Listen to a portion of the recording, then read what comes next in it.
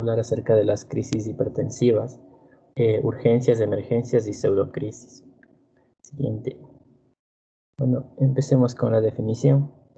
Las crisis hipertensivas se definen como elevaciones agudas de la presión arterial, capaces de producir alteraciones funcionales o estructurales en los órganos diana. Históricamente se han dividido en dos tipos, las urgencias y las emergencias hipertensivas, con diferente clínica, tratamiento y pronóstico. Existe un tercer tipo, las llamadas pseudocrisis o falsas crisis hipertensivas. En cuanto a la urgencia hipertensiva, esta se caracteriza porque no provoca afección a órganos diana. Este permite un descenso de la presión arterial lento y progresivo en horas a días, con fármacos por vía oral. Habitualmente se trata en el ámbito extrahospitalario. En cuanto a la emergencia hipertensiva, esta, a diferencia de la urgencia, sí provoca lesiones agudas y graves de los órganos diana. Incluso hay un riesgo o compromiso vital y precisa un descenso de la presión arterial rápido en minutos a horas, generalmente con fármacos por vía intravenosa en el ámbito hospitalario. En cuanto a la pseudocrisis, son son elevaciones de la presión arterial agudas que no llegan a clasificarse ni como urgencias ni como emergencias. Más bien son elevaciones reactivas y transitorias de estimulación del sistema nervioso simpático. O también puede ser defecto, ¿no?, en las técnicas de medición de la misma. Bueno, todo esto se explicará a lo largo de la exposición. Siguiente. Bueno, sé que al principio nos cuesta el diferenciar entre emergencia y una urgencia, ya que pueden parecer los términos similares, ¿no? Pero como ya les expliqué, su tratamiento y pronóstico son completamente diferentes. Y para mejor entendimiento les he traído esta especie de mnemotecnia que consiste básicamente en las vocales. Como sabemos, primero es la E, A, E, I, O. Primero la E de emergencia, es decir, es la que pronto debe tratarse o es primordial su tratamiento, ya que causa daños a órganos, entonces va a ser la que más alarma nos genere. Y luego sigue la U de urgencia, que, bueno, es decir, esta puede esperar, ¿no?, por así decirlo, ya que en esta no hay compromisos de órganos e incluso puedes tratarlo en el ámbito extrahospitalario. Siguiente. Bien. Bueno, empecemos hablando de las emergencias hipertensivas. De acuerdo a la guía estadounidense, las emergencias hipertensivas se caracterizan por elevaciones severas de la presión arterial, mayor a 180 sobre 120 milímetros de mercurio, complicadas por evidencia de disfunción inminente progresiva de órganos diana. Requiere una reducción inmediata de la presión arterial, no necesariamente a la normalidad, para prevenir o limitar el daño a órganos diana. Bueno, en cuanto a la definición, tanto la JNS7 como la JNS8 mantienen este concepto, es decir, consideran a las emergencias hipertensivas como elevaciones de 180 a 120 milímetros de mercurio. En cuanto a la guía europea, las emergencias hipertensivas son consideradas una hipertensión grave grado 3, y si recordamos la clasificación de la hipertensión de esta guía, considera grado 3 a la hipertensión de 180 sobre 110. Es la única diferencia en cuanto a las guías. Siguiente.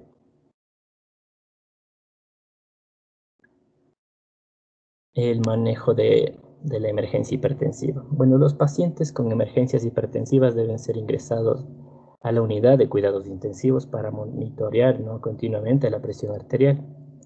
Y en esta se debe administrar fármacos por vía intravenosa, es decir, administración parenteral necesita. Bueno, el objetivo inicial del tratamiento en las emergencias hipertensivas es reducir la presión arterial media en no más del 25%, esto en minutos ahora. Y luego, si es estable, a 160 sobre 100 o 110 milímetros de mercurio en las próximas 2 a 6 horas. Bueno, debe evitarse la caída excesiva de la presión, ya que esta puede precipitar una isquemia renal, cerebral o coronaria. Ya, bueno, si este nivel de presión arterial se tolera bien y el paciente está clínicamente estable, se puede implementar reducciones graduales adicionales hacia una presión arterial normal en los próximos 24 o 48 horas. Siguiente. Bueno, las consideraciones más importantes, ¿no?, para definir una estrategia de tratamiento son básicamente establecer los órganos diana que están afectados y si ésta requiere intervenciones específicas diferentes a la reducción de la presión arterial. También si existe una causa desencadenante para la elevación aguda de la presión arterial que pueda afectar el plan de tratamiento, por ejemplo, el embarazo. También se debe considerar el tiempo y la magnitud recomendados para la reducción de la presión arterial, para que ésta sea segura. El tipo de tratamiento también se debe considerar, ¿no? En cuanto al tratamiento farmacológico, en las emergencias hipertensivas, la administración intravenosa de un fármaco con vida media corta es ideal, ¿no?, para adaptar la respuesta de la presión arterial al tratamiento. Siguiente. Bueno, existen diferentes tipos o presentaciones clínicas en las emergencias hipertensivas y su abordaje terapéutico pues no es exactamente el mismo. Siguiente. Empecemos hablando de la hipertensión maligna. La hipertensión maligna es la elevación aguda rápidamente progresiva de la presión arterial, especialmente de una presión arterial diastólica mayor o igual a 130 milímetros de mercurio, asociada con afección del fondo de ojo en forma de una retinopatía hipertensiva grado 3, es decir, presencia de hemorragias, exudados algodonosos, o grado 4, donde ya existe edema de papila. Esto junto a lesión arteriolar difusa aguda. Las cefaleas y las alteraciones visuales son los síntomas más frecuentes. Además, las lesiones vasculares que se producen provocan lesiones isquémicas, ¿no?, afectando a diferentes órganos como el cerebro, corazón, páncreas, intestino y riñón.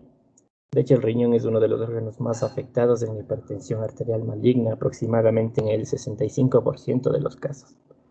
En cuanto a la anemia hemolítica microangiopática, bueno, es una complicación posible como consecuencia de todo el daño endotelial generalizado.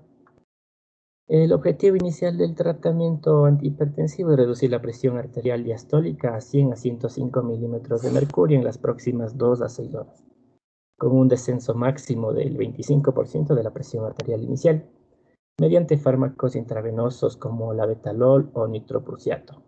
Bueno, una vez controlada la presión arterial, se sigue con tratamiento oral. En este caso, los inhibidores del sistema renina-angiotensina, como los inhibidores de la enzima convertidora de angiotensina o antagonistas de los receptores de angiotensina 2, son los fármacos de elección en estos pacientes. Siguiente. En cuanto, bueno, insuficiencia renal aguda. La insuficiencia renal aguda puede ser causa o una consecuencia de una hipertensión arterial grave. Bueno, como ocurre, ¿no?, en la glomerulonefritis aguda, en la vasculitis o en la estenosis de la arteria renal.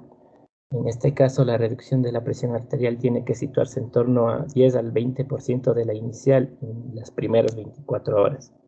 El tratamiento básicamente va dirigido a reducir la resistencia vascular sistémica, evitando el descenso de la perfusión renal y la caída del filtrado glomerular. Y los fármacos indicados son el labetalol, el nicardipina y el nitroprusiato sódico. El fenoldopam sería el tratamiento de elección, ¿no?, ya que esta mejora la diuresis, la natriuresis, así como el filtrado glomerular. Siguiente. La encefalopatía hipertensiva. El cuadro es un cuadro clínico que se caracteriza por un incremento brusco y sostenido de la presión arterial y es capaz de provocar sintomatología neurológica, como cefalea intensa y progresiva, náuseas, vómitos, alteraciones visuales con o sin afección de la retina. Si no se trata, puede evolucionar a cuadros confusionales, convulsiones e incluso llegar al coma, ¿no?, y en el peor de los casos provocar la muerte de nuestro paciente. Y los síntomas de la encefalopatía desaparecen cuando desciende la presión arterial. ¿Y cuál es el objetivo del tratamiento? Pues es reducir la presión arterial diastólica a 100 a 105 milímetros de mercurio en las primeras 2 a 6 horas, con un descenso máximo no superior al 25% de la presión inicial, con tratamiento intravenoso como nitroprusiato sódico o labetalol. Siguiente. Bueno, el síndrome coronario agudo. La isquemia coronaria aguda puede asociarse con una emergencia hipertensiva a menudo relacionada con el estrés que supone el propio dolor precordial. Los vasodilatadores intravenosos como la nitroglicerina son el tratamiento de elección en combinación con un beta bloqueador que permite no reducir la frecuencia cardíaca. Se recomienda disminuir un 20% la presión arterial inicial en un plazo de 1 a 3 horas. En este caso, la morfina como analgésico potente es un tratamiento coadyuvante efectivo. El edema agudo de pulmón. Las emergencias hipertensivas pueden acompañarse de episodios de insuficiencia ventricular izquierda con edema agudo de pulmón secundario.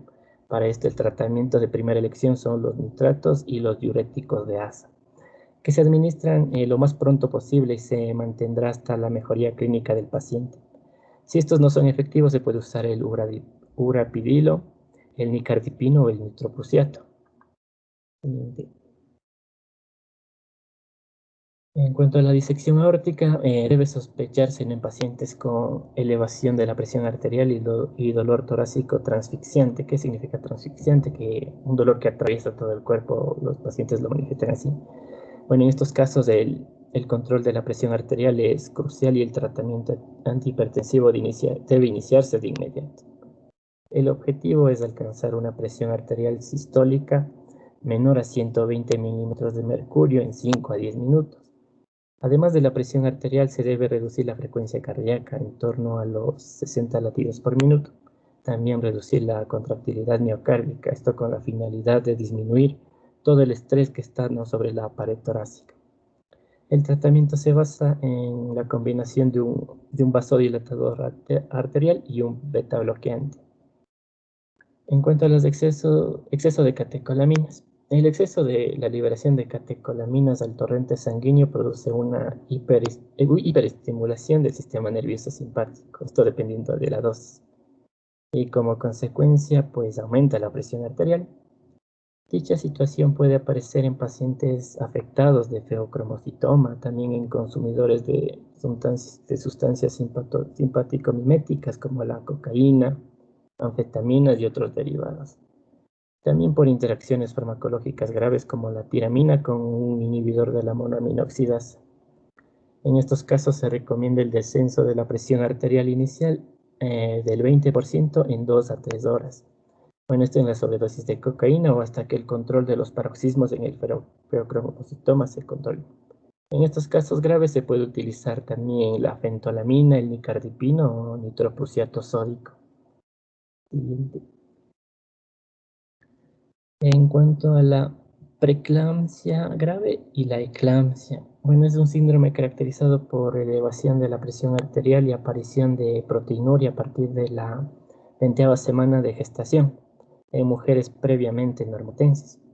Se considera emergencia hipertensiva si la presión arterial sistólica es mayor a 170 o, o si la presión arterial diastólica es mayor a 110 milímetros de mercurio, precisando tratamiento antihipertensivo. Se recomienda una reducción inmediata de la presión arterial sistólica a 160 milímetros de mercurio y la presión arterial diastólica a 105 milímetros de mercurio. Para el fármaco de primera elección es la betalol y hidralazina. Bueno, en estos casos se debe evitar el descenso brusco de la presión arterial con el fin de no provocar hipoperfusión uteroplacentaria y en definitiva evitar el daño fetal. Por último tenemos al sangrado en el posoperatorio de cirugía con suturas vasculares. Bueno, la hipertensión arterial grave posoperatoria puede empeorar el pronóstico, especialmente en pacientes sometidos a cirugía cardíaca, torácica, neurológica o vascular. Bueno, en estas parece producirse una hiperestimulación del sistema nervioso simpático y puede darse en pacientes con mal control tensional preoperatorio. Se aconsejan agentes intravenosos de acción corta como el urapidilo, esmolol, betalol o nicardipino. Y en estos casos es importante en el control del dolor y la ansiedad postoperatorios. Siguiente. Bueno, en esta tablita básicamente resumen a todo lo que les acabé de explicar. Tenemos a las diferentes presentaciones clínicas. a los plazos y objetivos de la reducción de la presión arterial, el tratamiento de primera línea y el tratamiento alternativo.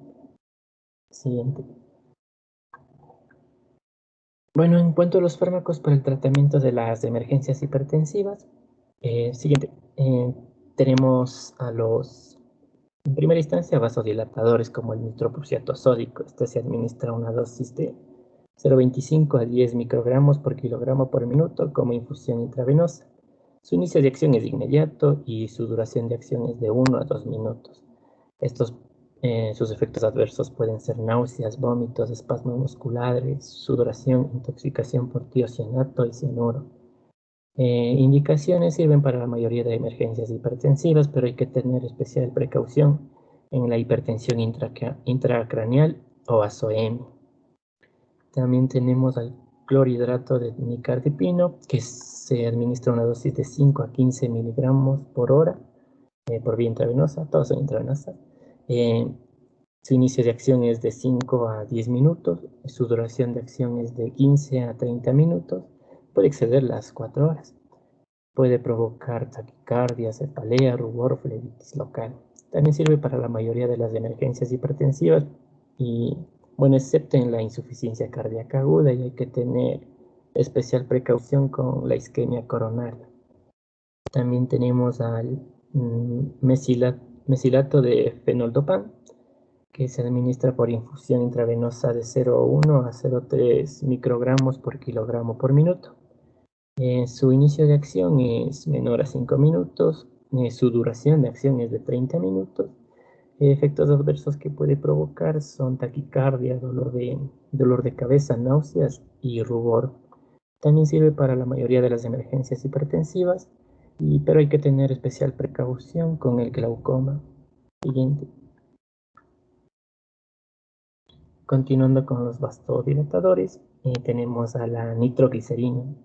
Esta se da una dosis de 5 a 100 microgramos por minuto como infusión intravenosa. Su inicio de acción es de 2 a 5 minutos. Su duración de acción es de 5 a 10 minutos. Puede provocar efectos adversos como dolor de cabeza, vómitos y una metemoglobinemia. Y sirve especialmente para isquemia coronaria, como ya les había explicado anteriormente.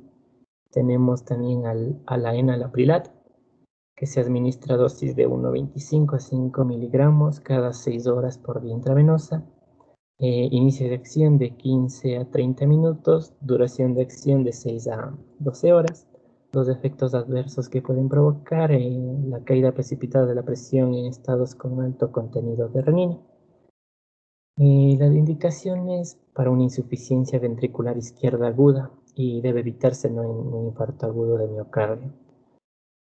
Terminando con los vasodilatadores, tenemos a la hidralazina clorhidrato, que se administra una dosis de 10 a 20 miligramos por vía intravenosa y de 10 a 40 miligramos por vía intramuscular. Inicio de acción es de 10 a 20 si lo administras por vía intravenosa y de 20 a 30 si es intramuscular. Su duración de acción de 1 a 4 horas por vía intravenosa y de 4 a 6 por vía intramuscular. Puede provocar taquicardia, rubor, dolor de cabeza, vómitos, agravamiento de la angina. Indicaciones especiales para la eclampsia. Siguiente. También tenemos inhibidores adrenérgicos, como el clorhidrato de labetalol, que se administra en bolo de 20 a 80 miligramos por vía intravenosa cada 10 minutos o por infusión de 0,5 a 2 miligramos por minuto por vía intravenosa. Su inicio de acción es de 5 a 10 minutos y su duración de acción es de 3 a 6 horas. Puede provocar vómitos, hormigueos en el cuero cabelludo, broncoconstricción, mareos, náuseas, bloqueo cardíaco y hipotensión ortostática. Y sirve para la mayoría de emergencias hipertensivas, excepto en la insuficiencia cardíaca aguda. También tenemos al clorhidrato de esmolol, que se administra una dosis de 250 a 500 microgramos por kilogramo por minuto en bolo intravenoso y luego 50 a 100 microgramos por kilogramo por minuto por infusión, y puede repetirse el bolo después de 5 minutos o aumentar la infusión a 300 microgramos por minuto. Su inicio de acción es de 1 a 2 minutos, su duración de acción de 10 a 30 minutos. Los efectos adversos que pueden provocar es hipotensión, náuseas, asma, bloqueo cardíaco de primer grado, insuficiencia cardíaca. Indicaciones especiales, pues nos sirve para una disección aórtica perioperatoria. Por último, tenemos a la fentolamina, que se administra una dosis de 5 a 15 miligramos en bolo intravenoso. Su inicio de acción es de 1 a 2 minutos, su duración de acción es de 10 a 30 minutos y los efectos adversos que puede provocar esta es taquicardia, rubor, dolor de cabeza. Indicaciones especiales nos sirve para exceso de catecolaminas. Siguiente. Bueno, para terminar, ¿no?, con las emergencias hipertensivas, vamos a hablar del pronóstico y el seguimiento. La supervivencia de pacientes que sufren una emergencia hipertensiva ha mejorado sustancialmente en las últimas décadas. Bueno, aunque estos pacientes siguen, ¿no?, con alto riesgo y se debe evaluar en búsqueda de una hipertensión arterial secundaria. Tras el alta hospitalaria, cuando la presión arterial alcance un nivel seguro y estable, con el tratamiento oral se recomienda el seguimiento de al menos una vez al mes hasta que se alcance el objetivo de una presión arterial óptima y después del seguimiento a largo plazo en consulta especializada. Siguiente.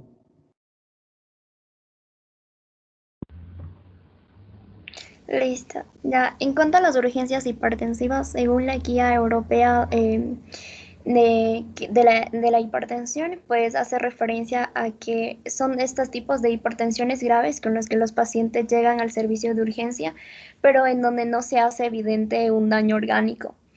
A pesar de que este tipo de pacientes pues van a requerir que se le baje la presión arterial, se le reduzca.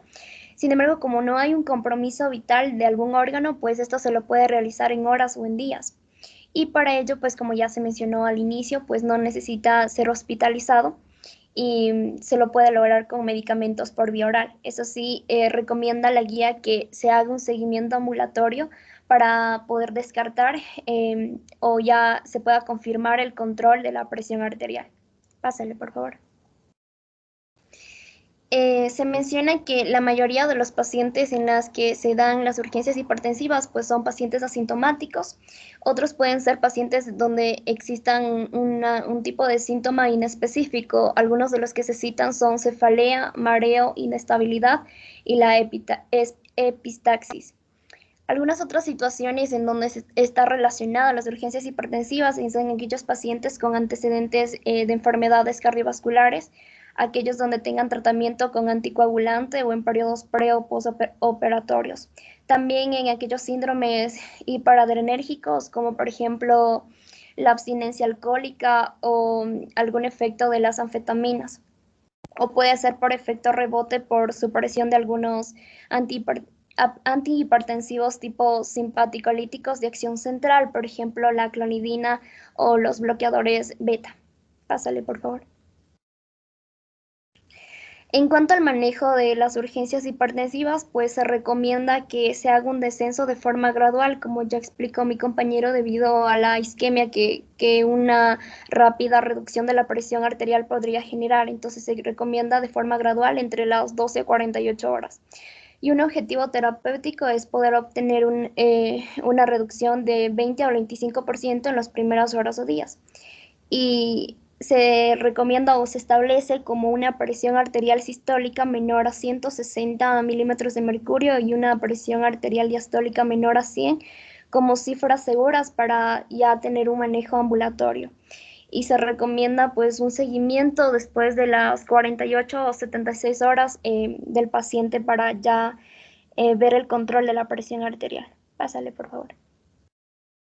En cuanto al tratamiento, pues ya al inicio hemos dicho que va a ser en el ámbito extrahospitalario, en atención primaria específicamente. Sin embargo, hay que recalcar que en aquellos pacientes en donde no respondan a un tratamiento por vía oral o en aquellos pacientes que tengan o necesiten alguna exploración complementaria, por ejemplo, en aquellos casos en donde se sospecha alguna etiología en particular o alguna patología acompañante, se recomienda hacer pues exámenes como hemograma, creatinina o algunas radiografías de tórax también se recomienda. Entonces, en estos casos se sugiere que el paciente debe ser transportado pues al servicio de urgencia hospitalario. Pásale, por favor. En cuanto al tratamiento, el tratamiento ya se mencionó que es por vía oral, son antihipertensivos por vía oral. Y pues el riesgo de que corremos si hacemos una reducción rápida es la hipotensión sintomática, el ictus isquémico, algunos cambios en el electrocardiograma y también incluso a los pacientes les puede dar un infarto agudo de miocardio. Entonces por eso no se recomienda hacer una reducción rápida, sino de forma lenta. Pásale, por favor. En cuanto al tratamiento, el tratamiento pues se recomienda hacer un tratamiento individualizado, es decir, un tratamiento según las características del paciente en particular, es decir, la edad, algunas enfermedades concomitantes, puesto que los pacientes pues van a ser diferentes de uno a otro. Entonces, existen dos panoramas para el tratamiento en aquellos pacientes que que nunca han recibido algún antihipertensivo previo. Entonces, aquí se recomienda que se utilice cualquiera de los fármacos recomendados en las guías por vía oral, en monoterapia o en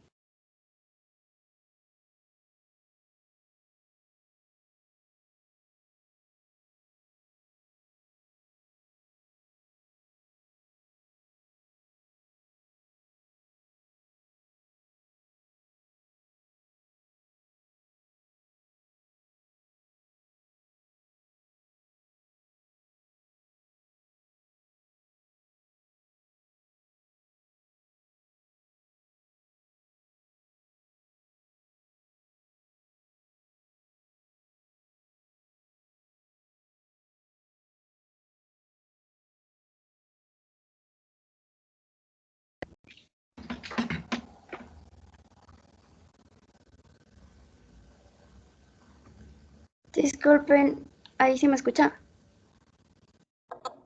Sí, sí, te escuchamos ahí. Sí.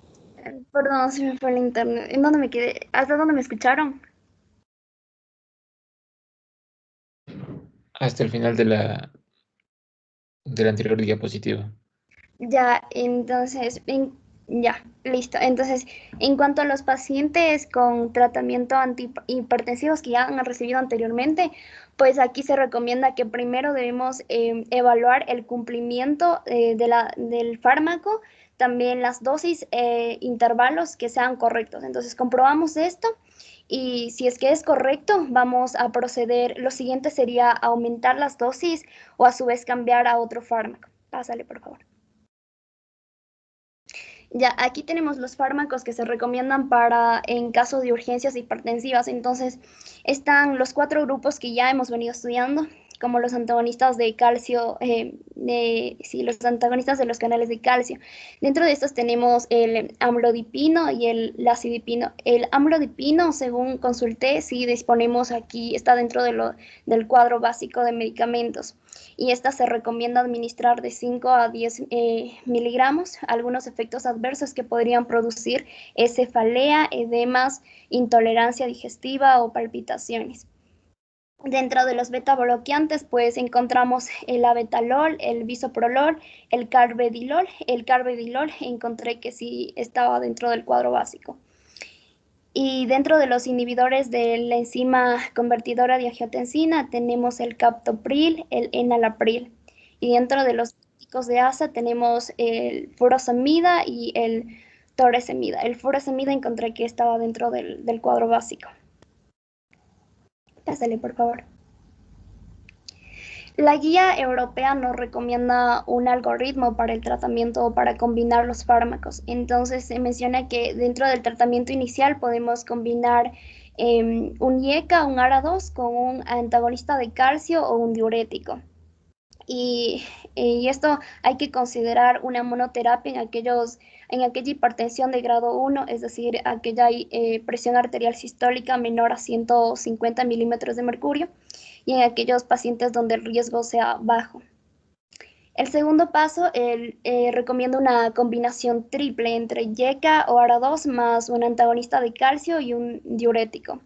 Y el paso 3 nos recomienda que en aquellas que existan una hipertensión resistente se le añada espironolactona en 25 a 50 miligramos al día o a su vez algún otro diurético o bloqueador alfa o bloqueador beta.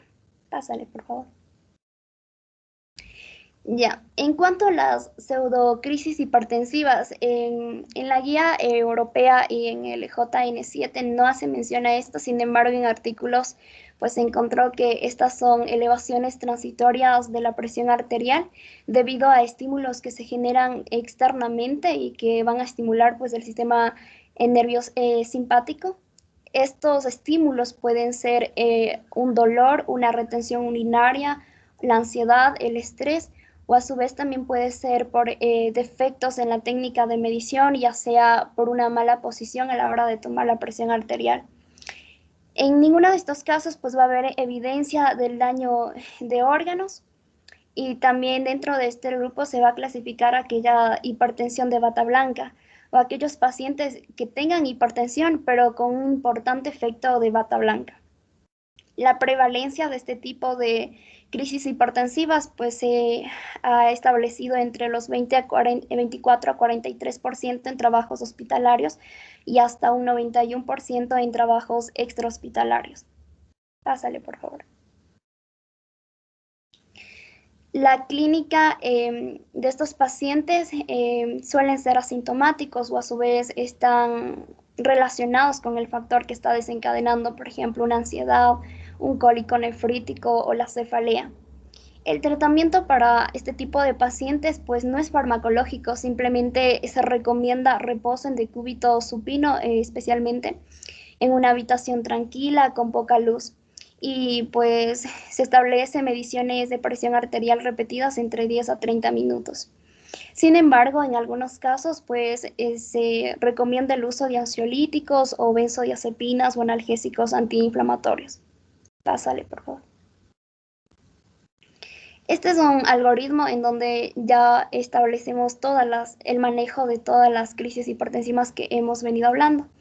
Entonces, tenemos que la crisis hipertensiva pues estaba como una presión arterial sistólica mayor a 180 y una presión arterial diastólica mayor a 120 milímetros de mercurio. En caso de que pacientes que lleguen así y presenten signos y síntomas de gravedad, pues la clasificamos como una emergencia hipertensiva, es decir, que se está afectando algún órgano. Entonces, las emergencias hipertensivas van a ser derivados pues, a los servicios de urgencia hospitalaria.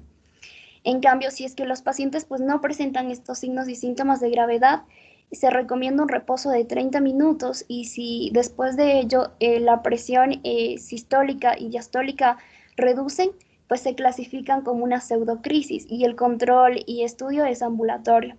Mientras que si prevalece una presión arterial sistólica mayor a 180 y diastólica mayor a 120, pues se clasifica como una urgencia hipertensiva. Y debemos evaluar si existen síndromes hiperadrenérgicos, como ya se mencionó. Si el paciente, en caso de que tenga síndromes hiperadrenérgicos, el tratamiento va a ser específico, especialmente con los calcioantagonistas y en combinación con una benzodiazepina. En caso de que los pacientes pues tengan enfermedad cardiovascular, el tratamiento se lo hace con antihipertensivos por vía oral. Y si el paciente tiene síntomas inespecíficos, pues también se da un tratamiento antihipertensivo por vía oral de acción prolongada y debe remitirse a un médico. En caso de que exista un fondo de ojo patológico, ya sea con exudado o hemorragia, pues lo remite también al servicio de urgencias. En todos estos tres casos, que se mencionó, pues después de dar su tratamiento, se le recomienda un reposo de 1 a 2 horas y si es que después del reposo la presión arterial se disminuye, pues se remite con un tratamiento antihipertensivo al médico en 24 a 48 horas. Mientras que si es que existe aún la presión arterial sistólica mayor a 180 y diastólica a 120, pues se remite a un servicio de urgencia hospitalaria y se empieza pues nuevos controles de la presión arterial y se empieza a administrar otros fármacos. Y si es que a pesar de esto persiste la presión arterial, se solicita ingreso. Eso sería todo.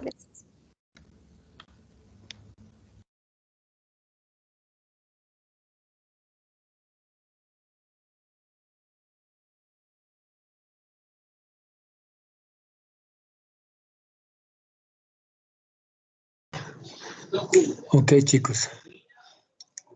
Este es un tema poquito complejo, pero es muy importante que lo dominen. Veamos qué aporte nos dan el miércoles en los foros. Nos veremos ahí. Gracias, Doc. Hasta luego. Muchas gracias. Hasta luego.